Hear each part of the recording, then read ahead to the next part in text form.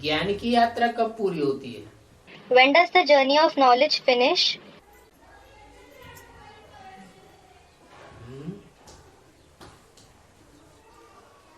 और याद की यात्रा कब पूरी होती है? And when does the journey of remembrance finish? ज्ञान की यात्रा तब पूरी होती है जब हमारी आत्मा के अनेक जन्मों के पार्ट खुल जावे। The journey of knowledge ends when the parts of many births of our soul are revealed. हम आत्मा पार्टधारी है ना, We souls are actors, aren't we? तो रंगमंच पर स्टेज पर पार्ट बजाने वाला पार्टधारी अपने पार्ट को भूल जाए So, if an actor who plays his part on the stage forgets his part, तो उसे बेवकूफ कहेंगे, he will be called a fool. ज्ञानी तो नहीं कहेंगे। He will certainly not be called knowledgeable. ज्ञानी माने जानकार, Knowledgeable means informed.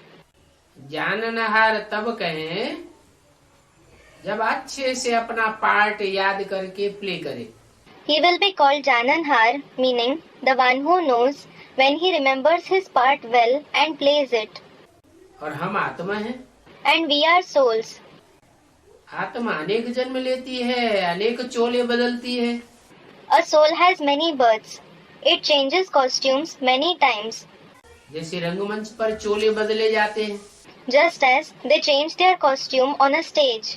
कपड़े बदलते हैं ना, They change their clothes, don't they? ऐसे ही हम आत्मा 84 जन्मों में 84 चोले बदलते हैं और पार्ट बजाते हैं। Similarly, we souls have 84 different costumes in 84 births and play our parts. कब कहाँ पार्ट बजाते रहते हैं। We keep playing our parts, sometimes at some place and sometimes at other places. तो पार्ट की स्मृति हम आत्मा में आनी चाहिए ना। So, we souls should remember our part, shouldn't we? तो कहेंगे ज्ञान पूरा हुआ, Then it will be said that the knowledge is complete. यात्रा पूरी हुई। The journey has ended. ऐसे याद की भी यात्रा है। Similar is the case of the journey of remembrance.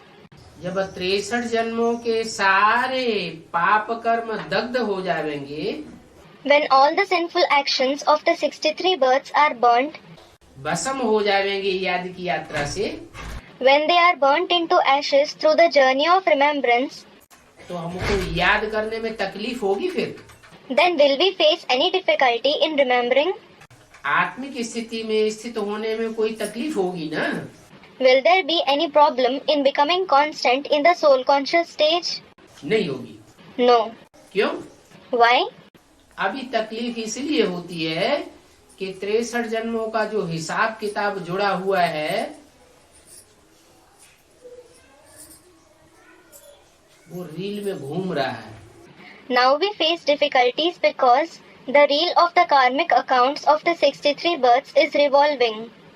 चाहे याद की यात्रा से वो हिसाब किताब पूरा हो, Whether those karmic accounts are cleared through the journey of remembrance, चाहे बीमारी आदि कर्म भोग से वो हिसाब किताब पूरा हो, और चाहे धर्मराज की सजाओं से वो हिसाब किताब पूरा हो, or through karmic sufferings like diseases etc., or through the punishments of Dharmaraj, the Chief Justice.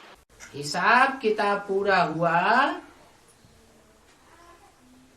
63 जन्मों का, तो आत्मा अपनी जगह स्थिर हो जाएगी। As soon as the karmic accounts of the 63 births are cleared, the soul will become constant in its place. स्मृति पक्की हो जाएगी। ये है याद की यात्रा पूरी हुई। The awareness of the soul will become firm. That will mean the completion of the journey of remembrance. तब हम अपने को कहाँ महसूस करेंगे? Then, where will we experience ourselves to be? आत्मिक स्थिति में रहने वाला इस 5 तत्वों की दुनिया से परे अपने को महसूस करेगा। Someone who remains constant in the soul conscious stage will experience himself to be beyond this world of the 5 elements. मूल वतन में महसूस करेगा। He will experience being in the soul world. सदैव अव्यक्त स्टेज बनी रहेगी। His avyakt stage, meaning subtle stage, will remain constant.